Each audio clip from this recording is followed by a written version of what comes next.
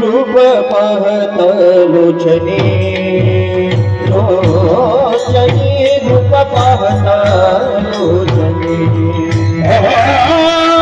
रूप पाहत लोचनी रूप पाहत लोचनी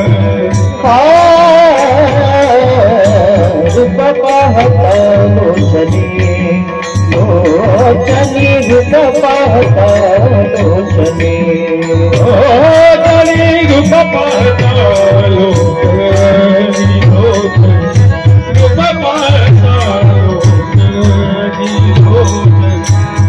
सुख झाले वो साधनी सुख झाले वो साधनी तुहा विठ्ठल बरमा तुहा विठ्ठल बरमा सुख झाले वो साधनी तुहा विठ्ठल बरमा तुहा विठ्ठल तुहा माधव बरवा तुहा माधव बरवा तुहा माधव बरवा तुहा विठ्ठल बरवा बरवा तुहा विठ्ठल बरवा तुहा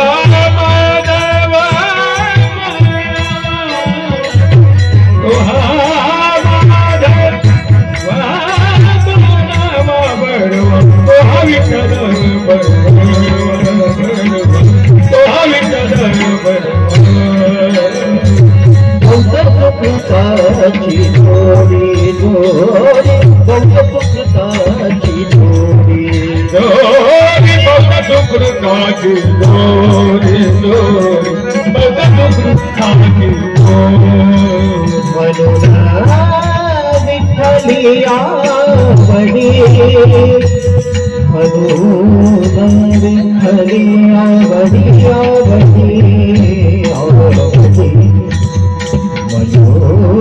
विठ्ठले आवडी तुहा विठ्ठल बरवा तुहा विठ्ठल बरवा तुहा विठ्ठल बरवा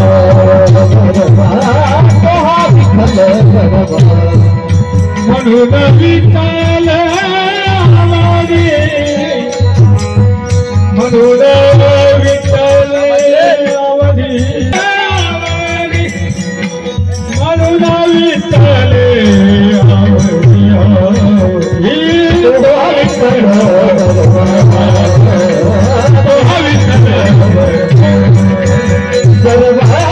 तुकाचे आदर बाप रघुमा जीवार बाप रघुमा बाप रघुमा देवीवार बाप रघुमा देवी पर बाप रघुमा देवी पर तुहा विठ्ठल बरवा तुहा विठ्ठल बरवा सुखाचे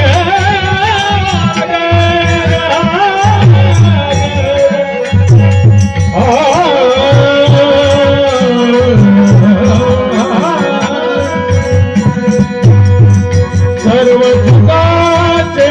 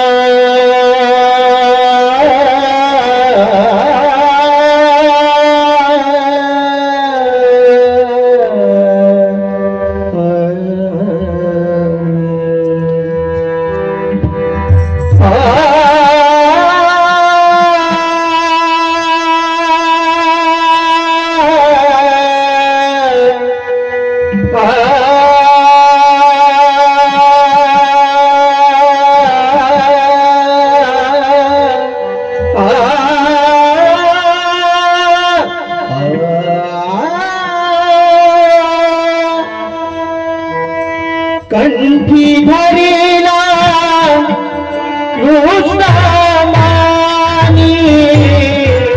कंठी धरी कृष्णमानी कंठी धरी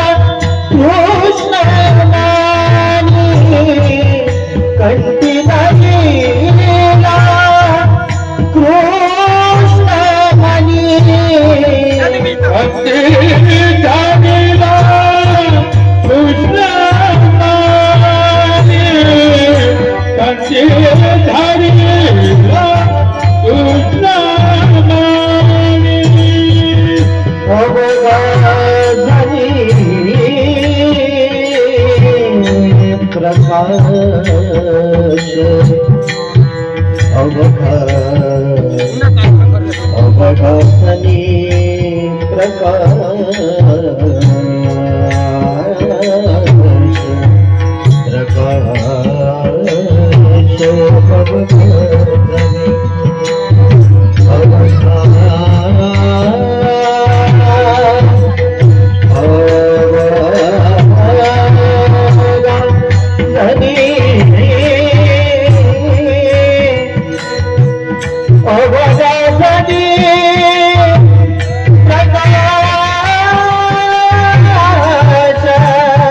प्रकाश काला तू ये कामेका काला तू ये कामेका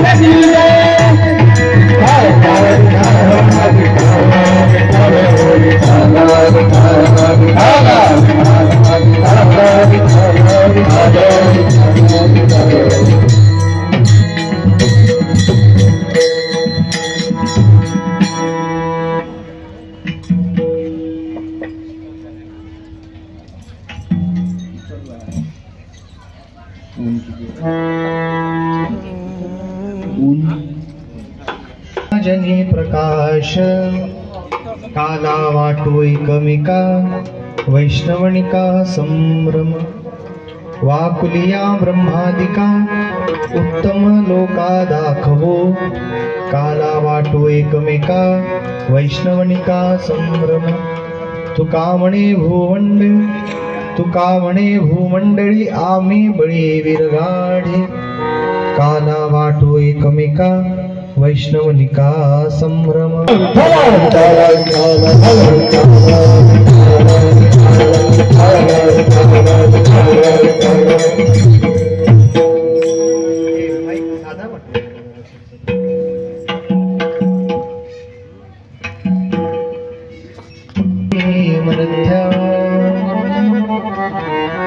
वरं पुंडरीकाय दातुं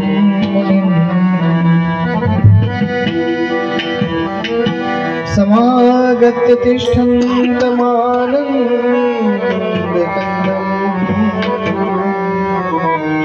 परब्रह्मलिङ्गं भजे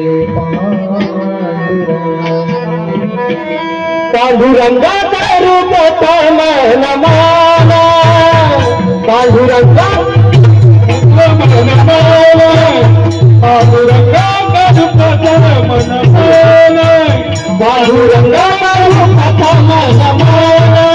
तुसर चरण संता किया तुसर चरण संता किया जगदाने कतेला विसारू जगदाने कतेला विसारू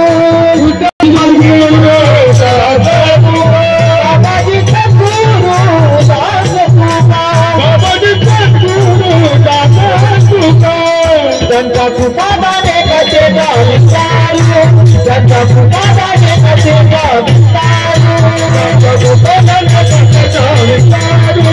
जंता कुटाने कतेला विसारू ओम नमो ज्ञानेश्वरा करुणाकरा दया तुमचानुग्रह लाधलो पावन झालो चराचरी मी कला कुसरी काहीच मिळणे बोलतो वचने अति भाविका एका जनार्दनी तुमचा दास त्याची आस पूर्ण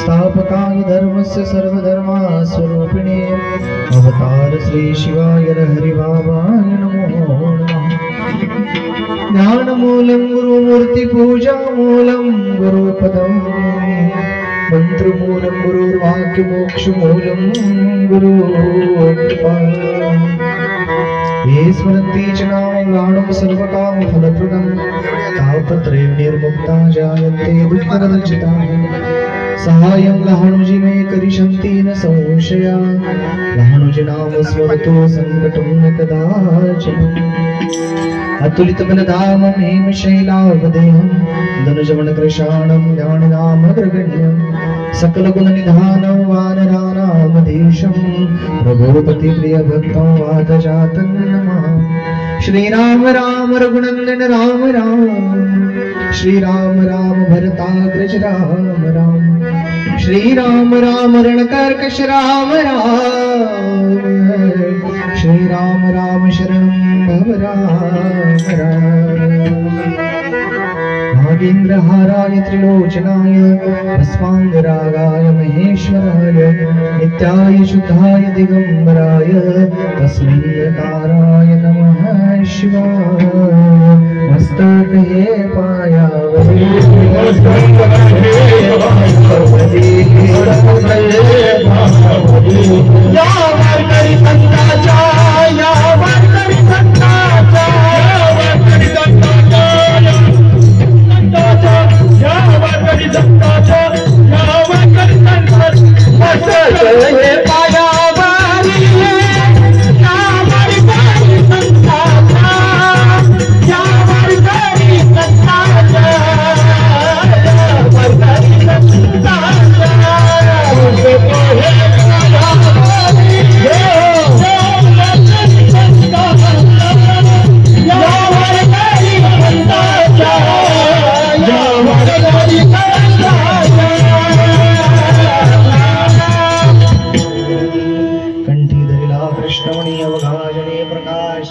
काला वाटू एकमेका वैष्णवनिका संभ्रम वाकुलिया ब्रह्मादिका उत्तम लोका दाखवो काला वाटू एकमेका वैष्णवनिका संभ्रम कामणी आम्ही बळी काला वाटू एकमेका वैष्णवनिका संभ्रम विठाला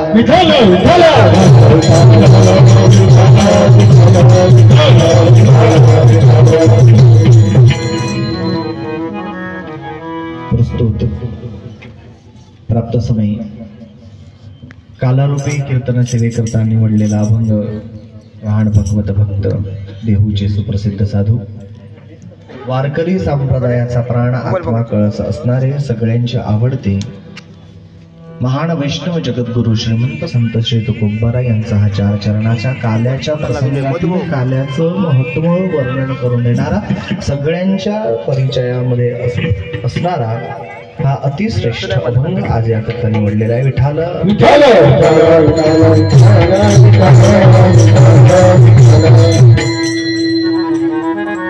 कीर्तनाला सुरुवात करण्यापूर्वी या ठिकाणी थोडासा परिहार द्यावा तो असा साधू संतांच्या पावन पदस्पर्शाने पवित्र झालेली तुमची ही बोरखडी बरबडी नगरी आणि या नगरामध्ये गत 7 दिवसापासून या ठिकाणी अखंड हरिनाम सप्ताहामध्ये काकडा राहायचं सकाळी काकडा संध्याकाळी हरिपाठ आणि संध्याकाळी शिवमहापुराण कथेचं रसमयी चरित्र आपण या ठिकाणी श्रवण केलेलं आहे आणि त्यांच्या मुखातून आपण या ठिकाणी कथा श्रवण केले असे हरिभक्तीपरायण रामकृष्ण महाराज यांनी तुम्हाला शिवकथा सांगितली आणि त्या शिवकथेची आजची सांगता काल्याच्या कीर्तनानं काही प्रापंचिक अडचणीमुळे त्यांचं आजचं काला सेवा देण्याचं या ठिकाणी जमलेलं नाही म्हणून माझ्यासारख्या पामराच्या वाट्याला ही सेवा आलेली आहे आणि या काल्यासाठी सगळे जमलेले आमचे गायक वादक टाळकरी माळकरी वारकरी सगळी विद्वत्त मंडळी आणि आपणही या ठिकाणी सगळे उत्तुंग भरारीने या ठिकाणी श्रोतागण प्रस्तुत झालेले आहात सगळ्यांच्या हृदयामध्ये राहत असणारी गुरुनिष्ठा त्या गुरुनिष्ठेला वंदन ग्रामदेवतेला वंदन इष्टदेवाला वंदन कुलदेवाला वंदन करून या ठिकाणी जगद्गुरु तुकोबाराय आपल्या या काल्यामध्ये आपल्याला काय सांगत आहेत तर जन्माला आल्यानंतर काला वाटण्याचं काम आम्ही या ठिकाणी केलेलं आहे. पण ते काला वाटण्यासाठी साधन काय असावं, ते साध्य काय असावं, आणि साध्य झाल्यानंतर आम्ही त्यागलं कोणाला आहे, आणि ज्याला ते समजलं त्याला ते समजलं, आणि ज्याला ते नाही समजलं त्याला ते राहिलं, असं महत्व या काल्याच्या कीर्तनामध्ये वर्णन तुकोबाराय करतायत. विठ्ठला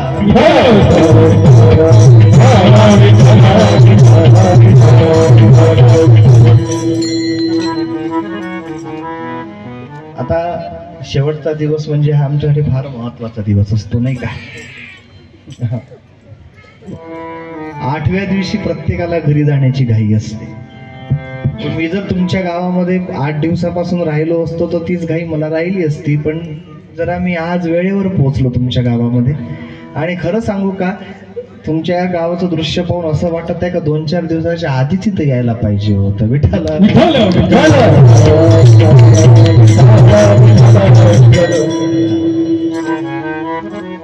आता काही नियम या ठिकाणी थोडेसे सांगतो तुम्हाला, फक्त त्याचा वाईट वाटून घेऊ नका. कारण कसं आहे, संप्रदाय आहे, आणि संप्रदाय म्हटलं की जरासा नियम येतो.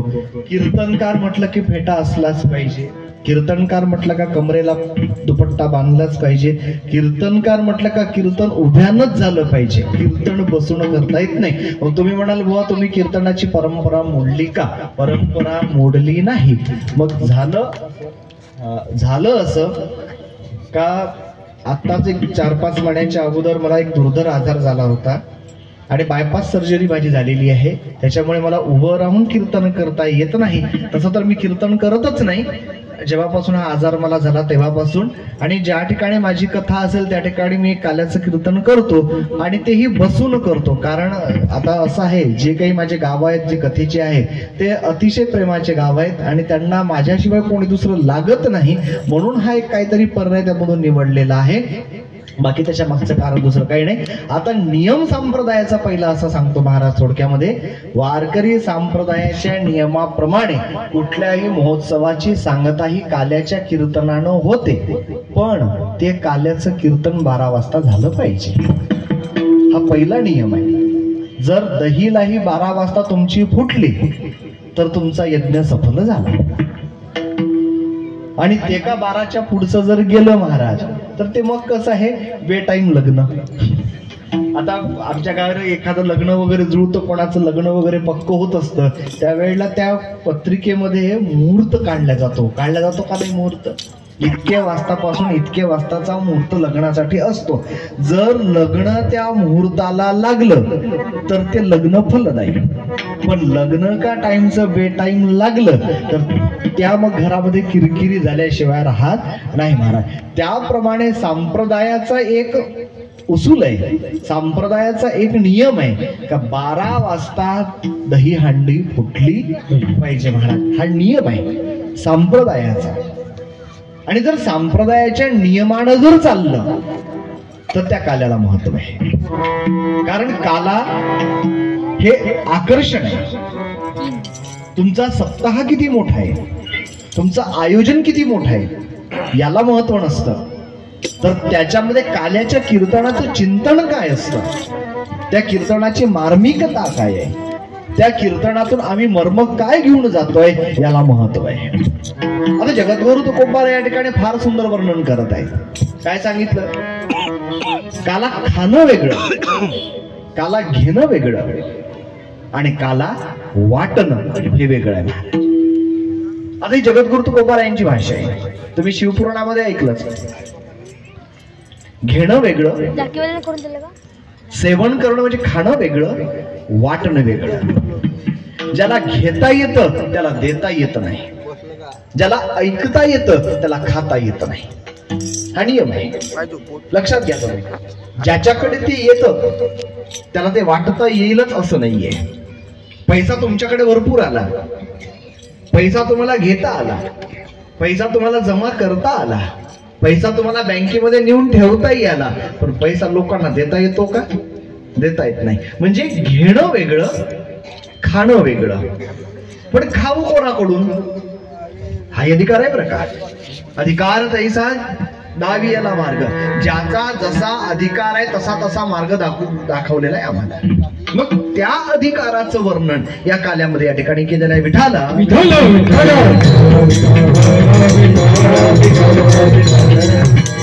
आता काल्यासाठी अधिकार लागतो महाराज. काला साधारण माणसाला प्राप्त होत नसतो. काला तुम्हा आम्हाला, हा हे एक दुसरा नियम आहे का कथेच्या मंडपामध्ये जोडायच्या पुढे चालत नाही, म्हणून ही पोरं सांभाळा जरा असे थोडेसे. काल्यासाठी अधिकार लागतो. मग अधिकार कुठला बघा ना महाराज. प्रपंचातलं उदाहरण तुम्हाला सांगतो. साधं लग्न जर तुम्हाला करायचं असलं तर आमच्यात का संन्यासाची भाषा नाहीये, पण तरी सुद्धा प्रापंचिकासमोर प्रापंचिक काला मांडायचा म्हणजे प्रापंचिकाचं प्रपंचाचं उत्तर आणि त्याच्या शंकेचं निरसन मला करावं लागेल. जर साधं तुम्हाला लग्न करायचं झालं मुलाचं, तरी त्या मुलाचा अधिकार तुम्हाला बघावा लागतो. मुलगा जर MBBS झाला असेल तर मुलगी कशी लागणार महाराज? त्याच्या अधिकारानं अनुरूप मुलगी घरामध्ये आणावी लागणार. जर मुलीचं शिक्षण भरपूर झालं असेल तर जावईचा रूप शोधावा लागेल. हा अधिकार आहे.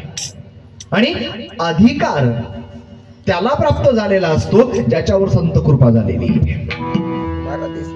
जर तुमच्यावर संत कृपा आहे, काला तुम्हाला मिळाला, आपल्यावर संत कृपा आहे, आम्हाला काला बघायला मिळाला, आम्हाला संत कृपा आहे, काला आम्हाला बघायला मिळाला, काला आम्ही खाल्ला. पण खऱ्या अर्थानं काला आम्ही खाल्ला का सांगा मला?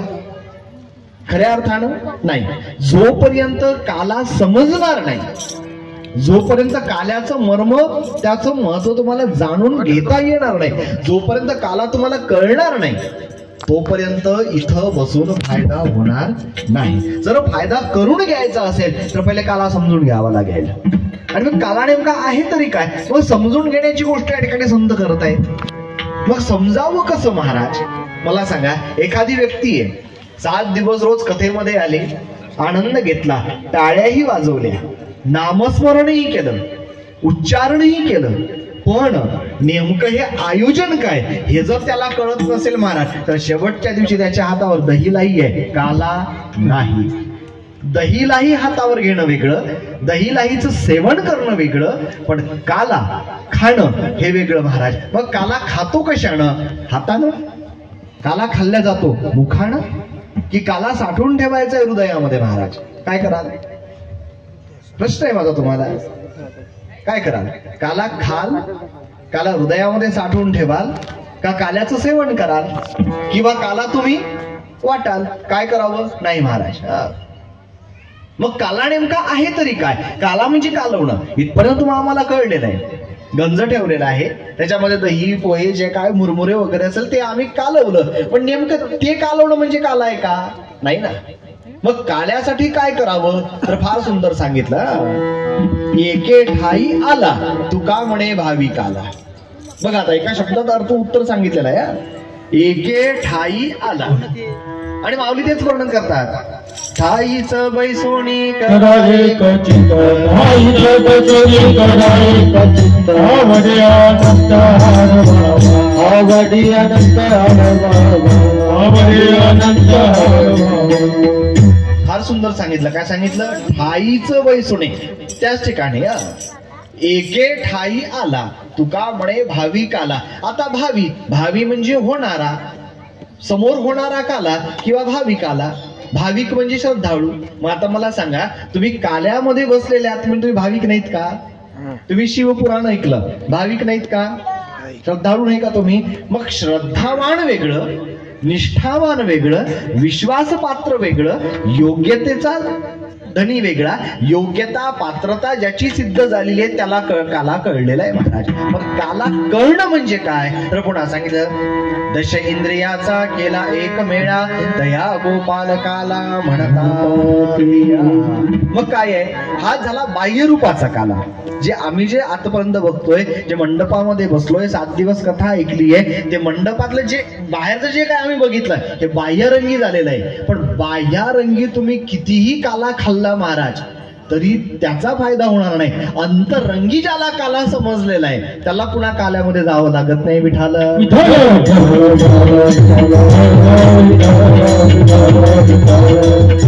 फार फार सुंदर. आता अंतरंगामध्ये पोहोचणं म्हणजे काय हो? 10 इंद्रिय. किती प्रकारची इंद्रिय तुमच्या आमच्या जवळ? शिवकथा ऐकलं तुम्ही, आणि शिवकथेमध्ये सगळं तत्व सांगितलेलं आहे महाराज, आणि त्या तत्वानुसार काही इंद्रिय आमच्या शरीरामध्ये सांगितलेले आहेत बरं का. कुठले कुठले? किती प्रकारची इंद्रिय? 10 प्रकारचे. कुठले? पंचकर्मेंद्रिय, पंचज्ञानेंद्रिय, 5 अधिक 5 झाले 10 ही इंद्रियांचा मेळा करायचा आहे आम्हाला. कोणाकोणाला इंद्रिय कालवता आले? बोला. प्रश्न आहे, इंद्रियाचं कालवण कोणाला? ते का केळाचं कालवण आहे का? आणले 2-4 डझन केळ कुचकार काचकार केले, साखर टाकून दूध टाकून देऊन दिलं, ते आहे का? नाही का? मग ते कशाचं कालवण आहे? इंद्रियाचं कालवण आहे. आणि इंद्रियाचं कालवण करण्यासाठी पहिले काय करावं लागतं? संताची शरणागती पत्करावी लागते. ज्याला संताची शरण घेता आली, ज्याला संताच्या शरणागतीमध्ये जाऊन वासनेचं बीज जाळता आलेलं आहे, जो वासना विरहित झालेला आहे भगवान शिवासारखा, आणि भगवान शिवासारखा जो निरपेक्ष वृत्तीचा राहील महाराज, त्या निरपेक्ष वृत्तीवाल्याला काला हा कळला जातो. व वृत्ती, प्रवृत्ती, निवृत्ती. आता वृत्ती तुमच्या जवळ आहे, प्रवृत्ती ही तुमच्या जवळ आहे, पण अजून निवृत्ती तुमच्या जवळ आलेली नाहीये. निवृत्ती सरकारने तुम्हाला 58व्या वर्षी निवृत्त केलेलं आहे त्याच्या सेवेमधून, पण जोपर्यंत घरातून निवृत्त तुम्ही होणार नाही, जोपर्यंत संसारातून निवृत्त तुम्ही होणार नाही, तोपर्यंत काला कळणार नाहीये. आणि इंद्रियाचं कालवण करावं कसं? संसारामधून निवृत्ती तुम्हाला येणार कधी? तर त्या वेळेला, ज्या वेळेला वासनेचे बीज जळून जाय, जेव्हा वासना मुळासकट जळून जाईल त्यावेळेला. मग जेव्हा वासना जळायला गेली, आता उरली निवृत्ती. मग निवृत्ती उरली. मी प्रत्येक ठिकाणी एक वाक्य सांगत असतो. कुठलं वाक्य? अन्नदान वेगळं, काला वेगळा. अन्नदान कोणीही, कधीही, कुठेही, केव्हाही, कुठल्याही परिस्थितीमध्ये करू शकतं महाराज. अन्नदान काय आहे? बारशाचं अन्नदान आहे, तेरवीचं अन्नदान आहे, लग्नाचं अन्नदान आहे, वास्तुशांतीचं अन्नदान आहे, आणखीन कोणा तीर्थाला गेले असाल, घरी आल्यानंतर गंगा पूजन केलं ते अन्नदान आहे. अन्नदान प्रत्येक वेळेला करता येतं. काला करता येतो का? नाही. आम्ही तीर्थावरून आलो, केला काला. आमच्या घरी मुलाचा जन्म झाला, बारसा आहे, केला काला. लग्न मुलाचं झालं, केला काला. होईल का काला? होणार नाही ना महाराज. का? याच्यासाठी काला होत नाही का अजून आम्ही एका ठाई जमलेलो नाही महाराज. ज्या वेळेला तुमची आमची वृत्ती एका ठाई, आता एका ठाई होणं म्हणजे काय आहे? एका ठाई म्हणजे परमेश्वराच्या जवळ विश्वासानं जावं लागेल, आणि तिथं गेल्यानंतर देवाचं पहिले व्हावं लागेल महाराज. आणि जेव्हा देवाचं तुम्हाला होता येईल त्यावेळेला देव माझा, देव माझा, देव माझा, देव माझा, समाधी सत्यवाचा, समाधी सत्यवाचा, देव माझा, देवाचा, देव माझा, देवाचा. कसं? कायेन वाचा मनसेंद्रियर्वा बुद्ध्यात्मना मा प्रकृती स्वभावा. काया वाचा मन चित्त बुद्धी अहंकार या सगळ्या गोष्टींना महाराज परमेश्वराचं व्हावं लागेल. आणि जेव्हा परमेश्वराचं होताल, जेव्हा परमेश्वराचं तुम्हाला होता येईल त्यावेळेला मग संसारातली निवृत्ती आहे. आता संसारातल्या निवृत्तीचा रजोधर्म ज्या वेळेला माणसाला येत असतो त्यावेळेला वृत्तीमध्ये पैसेपणा जडत असतो. लक्षात घ्या, अन्नदान करण्यासाठी खिशामध्ये पैसा, सूत्र लक्षात घ्या, अन्नदान होण्यासाठी खिशामध्ये पैसा असावा लागतो, आणि काला करण्यासाठी वृत्तीमध्ये पैसपणा जडावा लागतो. पैसा आणि पैसा या दोन गोष्टीमध्ये फरक आहे. जिथं पैसपणा आहे तिथं काला आहे, आणि जिथं पैसा आहे तिथं अन्नदान आहे. विठाला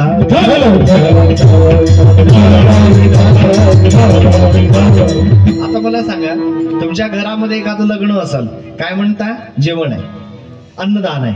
पण इथं जे आहे आज, कारण कुठं चालला? बरबडीमध्ये काला आहे असं म्हणतो का? बरबडीमध्ये जेवण आहे इतकं सुद्धा म्हणत नाही का बरबडीमध्ये महाप्रसाद आहे. नाही, बरबडीमध्ये काय आहे? काला आहे.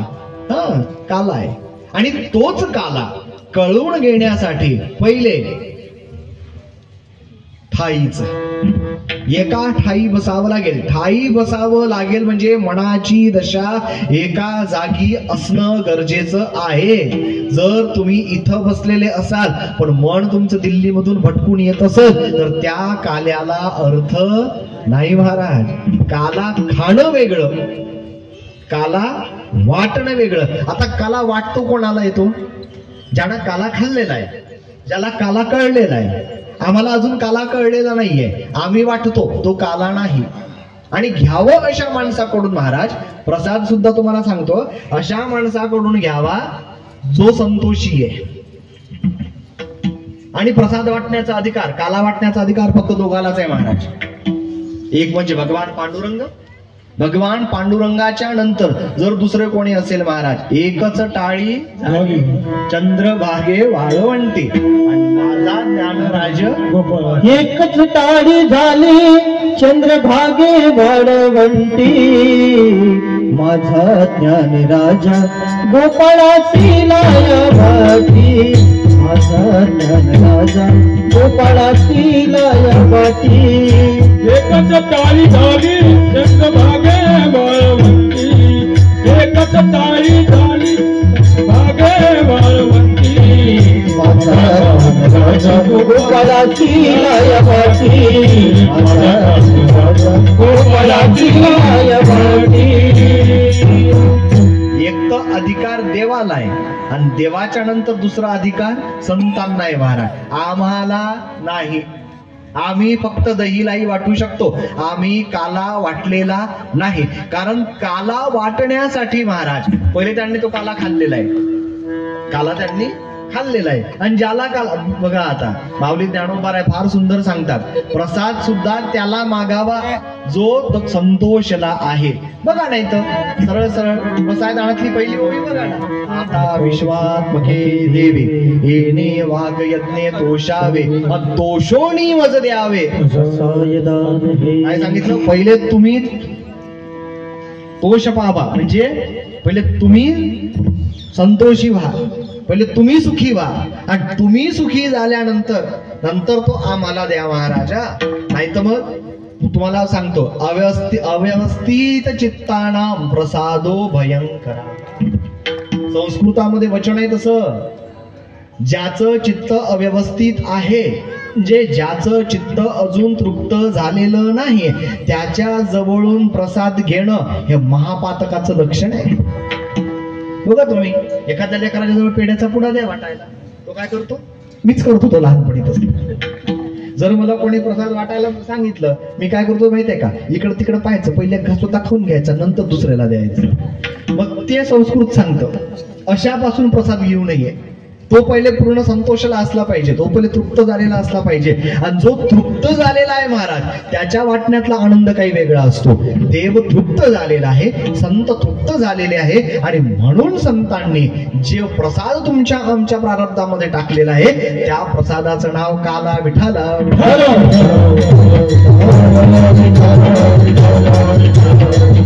आणि खऱ्या अर्थाने काला कुठं झाला होता? वाळवंटामध्ये. खऱ्या अर्थानं काला कुठं झाला होता? वाळवंटामध्ये. गावामध्ये वाळवंट आहे का? नाही ना महाराज. वाळवंट नेमकं काय? तर ते वाळवंट म्हणजे स्वतःचं शरीर आहे, लक्षात घ्या. हे वाळवंट म्हणजे स्वतःचं शरीर आहे. आणि त्या वाळवंटामध्ये यमुना भक्ती आहे. त्या वाळवंटामध्ये जेव्हा भक्तीची धारा प्रवाहित होते, त्या भक्तीच्या धारेमध्ये त्या भक्तीच्या धारेमध्ये वृत्तीचा पैसपणा जोडून 10 इंद्रिय जिथं एक कालवल्या जातात महाराज, त्याचं नाव काला विठाला. आणि हे जर मर्म कळत असेल तर मग काला, नाही तर मग प्रश्न, आमच्या काल्याला का आला? काही फायदा नाही. का गए तो का नहीं, क्या लाया तो कुछ भी नहीं. खाली हाथ आया था, खाली हाथ जाएगा. क्या लेकर आया था बंदे तो क्या लेकर जाएगा, हे समजलं पाहिजे महाराज. आणि त्याच्यासाठी ती वृत्ती पहिले निवृत्ती करावी लागेल. आणि जेव्हा निवृत्ती आहे त्यावेळेला जगद्गुरु तुकोबाऱ्यानं असं नाही म्हटलंय महाराज. काय असं म्हटलंय का? एका ठिकाणी फार सुंदर सांगितलेलं आहे, काला वाटू एकमेका हे म्हटलंय. आणि एकीकडे काय सांगितलेलं आहे? काला खाऊ दही भात. एकीकडे सांगितलं पहिले काला खाऊ दही भात आणि नंतर सांगितलं पहिले खाऊ म्हटलंय म्हणजे पहिले खाऊन तृप्त झाले, पहिले खाऊन तृप्त झाले आणि नंतर सांगितलं ना सेवी तो हारस वाटी तो आणि का, सेवी तो हारस वाटी तो आणि का, सेवी तो हारस वाटी तो आणि का, तो हारस वाटी तो आणि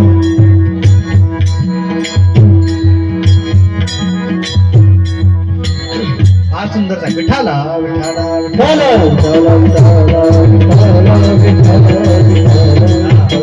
हा जो सांगितलं आता इथं ब्रह्माची भावना आली महाराज. काय सांगितलं सेवी तो हा रस वाटी तो आणि का.